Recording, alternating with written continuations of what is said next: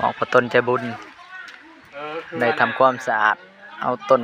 โพน้อยออกจากประตูคงของวัดบ้านเฮามันไผ่เมืองจำพรใกล้เก่งกอกนี่แหละมันไผ่นาเตย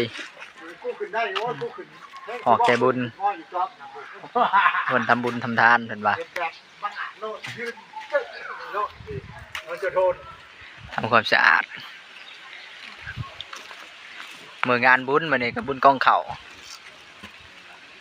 เป็นกำลังใจให้เพิ่นอยู่ดีไม่แห้ง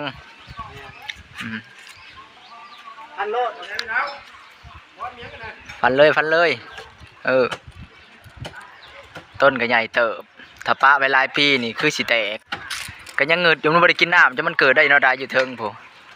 เก่งอะไรลงมาแล้วลงมาสู่พื้นดินแล้วมีหลายต้นทั้งหน้าเบื้องข้างในวัดแห้งหลายต้นสู้ๆจับดีๆเด้อ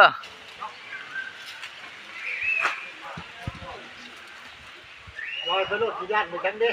ลอยพะโล้เห็ดกึ่งงูนี่ดิลอยคืองูนี่แห้งเห็ดโลดนี่ช่วยโทษแล้วถ่ายเซฟตี้อยู่นี่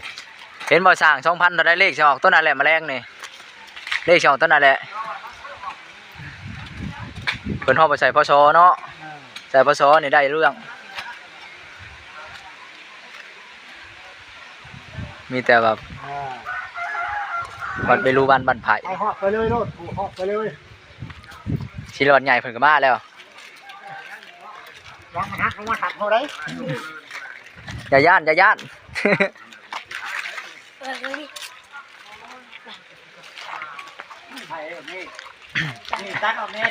น้อยบาทมันลงชุกรสอนเอาต้นนาออกก่อน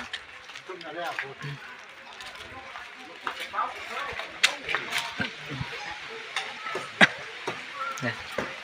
ทางภายในอยากมืด